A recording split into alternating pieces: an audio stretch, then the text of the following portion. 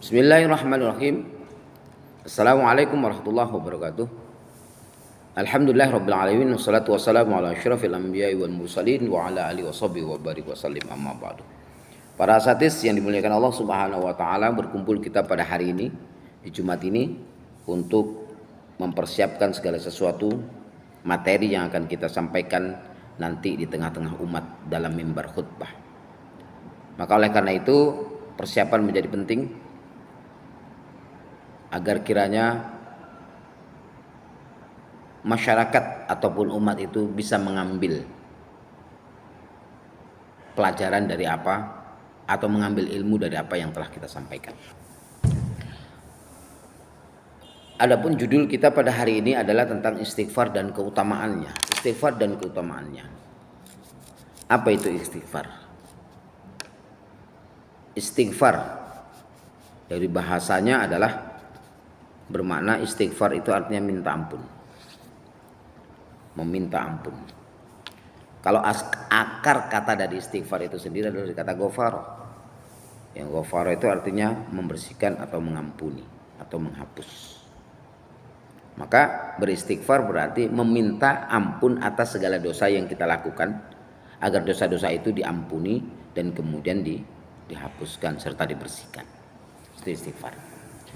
Bapak hadirin yang dimuliakan Allah Subhanahu wa taala. Lalu kemudian kalimat-kalimat istighfar itu sering kita dengar astaghfirullahalazim, itu yang paling pendek. Astaghfirullahalazim alladzi la ilaha illa huwal hayyul qayyum wa atubu ilaih. Itu yang agak panjang. Lalu ada juga kita kenal dengan sayyidul istighfar, sayyidul istighfar. Apa bunyinya? Allahumma anta rabbi la ilaha illa anta. Ya Allah, engkau adalah Tuhanku, tidak ada Tuhan selain daripada engkau. Khalaqtani, yang telah menciptakan. Wa ana abduka, aku adalah hambamu. Wa ana ala ahdika wa ahdika, dan aku berjanji setia untuk memegang erat perjanjianku kepadamu. Mastata'tu, dengan sekuat yang aku bisa. A'udzubika min syarri ma sana'tu, aku berlindung kepadamu dari jeleknya apa yang telah aku lakukan. Abu laka bi ni'matika, aku menyadari bahwa nikmat-nikmatmu itu terhadapku. Wa abu bi dzambi, dan aku menyadari akan dosa-dosaku. Faghfirli, maka ampunilah aku. Fa innahu la yaghfiru dzunuba illa anta, tidak ada yang mengampuni dosa ini kecuali hanya engkau.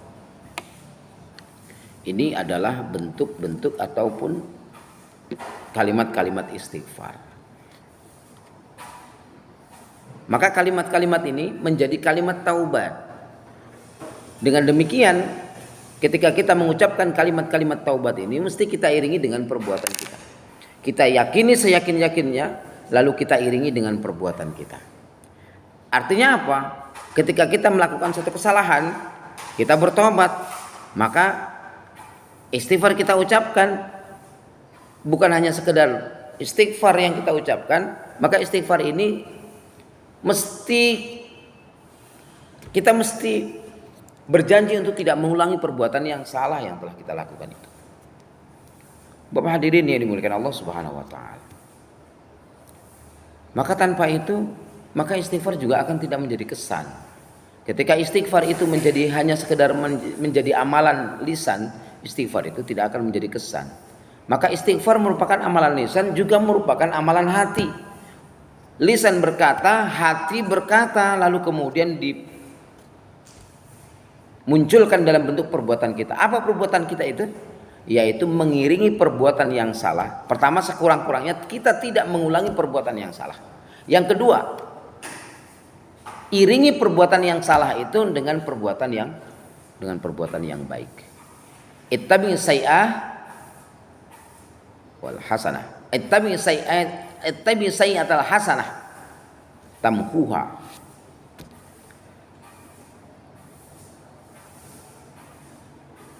Para satis yang dimuliakan Allah Subhanahu wa taala, itu kalimat-kalimat istighfar. Kalimat istighfar ini merupakan kalimat yang sangat luar biasa. Keutamaannya luar biasa. Disebutkan di dalam ayat Al-Quran dalam surat Nuh misalkan, Faqultu astaghfiru rabbakum innahu kana ghaffara. Pertama kita akan mendapatkan ampunan. Bukan hanya sekedar ampunan, tapi dibersihkan, dihapus dosa-dosa kita, dibersihkan dosa-dosa kita. Kemudian lanjutan ayat juga menyebutkan yursilis sama alaikum midrara. Ketika kita kekurangan hujan atau di musim kemarau, boleh jadi musim kemarau yang Allah datangkan itu merupakan azab atas segala dosa-dosa kita, maka dengan memperbanyak istighfar pada Allah Subhanahu wa taala, Allah akan turunkan air dari langit, yaitu berupa hujan, menjadi nikmat bagi kita. Kemudian yang ketiga, wa yumdidukum bi amwali wa banin. Nah, kalau kita lihat dari beberapa ayat ini bahwa istighfar itu bukan hanya akan menjadi membahagiakan kita kelak di hidup di akhirat nanti, melainkan ketika kita hidup di dunia pun Allah sudah berikan keutamaan-keutamaan itu.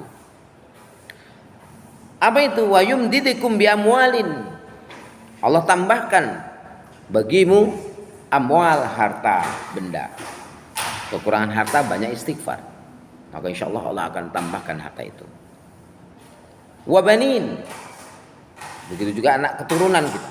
Yang ini menjadi dambaan setiap orang yang telah mengadakan atau yang telah melakukan pernikahan. Yang diharapkan adalah anak keturunan untuk penyambung generasi kita. Maka ketika seseorang tidak mendapatkan keturunan atau belum mendapatkan keturunan, maka perbanyaklah istighfar, karena janji Allah yumdidukum bi amwal wa banin, anak keturunan. Bapak hadirin yang dimuliakan Allah Subhanahu wa taala. Kemudian wa ja'alnakum jannati wa ja'alnakum anhara. Maka Allah akan jadikan jannat itu kebun-kebun, tetapi makna jannat itu bukan hanya sekedar kebun, sesungguhnya adalah sesuatu yang kebun-kebun yang menyenangkan ketika mata itu memandang. Maka dalam pemahaman yang lain ulama mengatakan jannat bermakna adalah ketenangan hidup.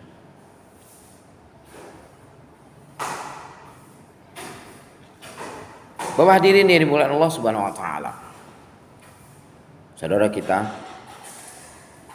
barangkali hidup kita dengan berbagai macam cobaan dari Allah Subhanahu wa taala.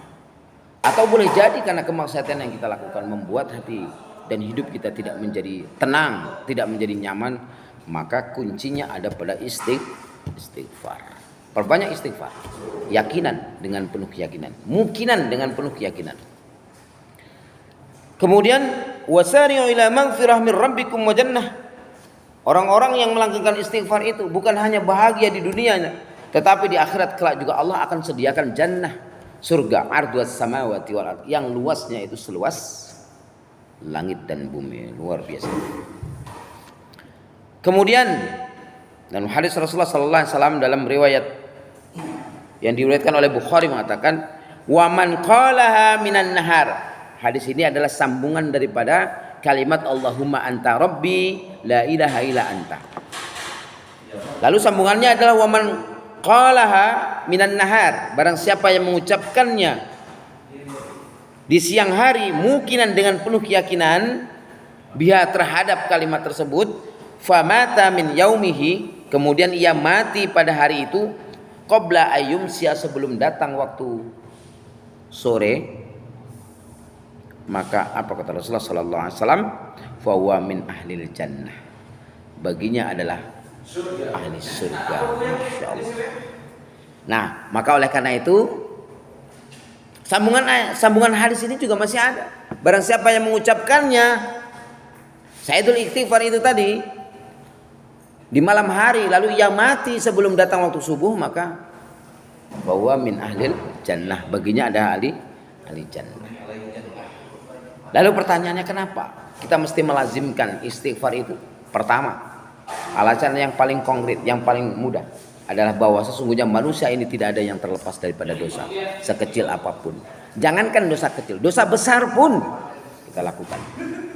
Manusia lakukan itu.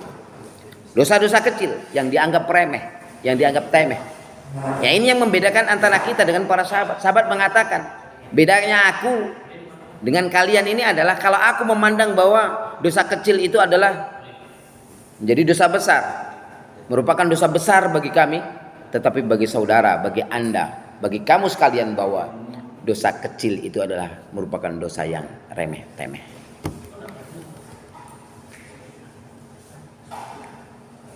Maka kita adalah pelaku dosa. Tidak ada manusia yang tidak berdosa. Sekecil apapun dosa yang kita lakukan. Maka solusi dari dosa-dosa itu adalah perbanyak istighfar. Jika Rasulullah Shallallahu Alaihi Wasallam yang maksum, yang sudah dijamin surganya oleh Allah Subhanahu Wa Taala, dalam satu hari 100 kali istighfar, lalu bagaimana dengan kita yang penuh dengan dosa ini? Masya Allah. Maka seharusnya kita lebih memperbanyak istighfar dan minta ampun kepada Allah Subhanahu Wa Taala. Kemudian istighfar adalah menjadi solusi hidup kita. Ingin bahagia di dunia, ingin bahagia akhirat, maka solusinya juga perbanyaklah istighfar, minta ampun kepada Allah Subhanahu Wa Taala. Anda hidup dalam kemiskinan, hidup dalam kesusahan, hidup dalam kekurangan harta, hidup dalam ketidakbahagiaan, maka perbanyaklah istighfar kepada Allah Subhanahu Wa Taala. Mudah-mudahan bermanfaat. Fa'tabiru ya ulil absar la'allakum tuflihun. Assalamualaikum warahmatullahi wabarakatuh.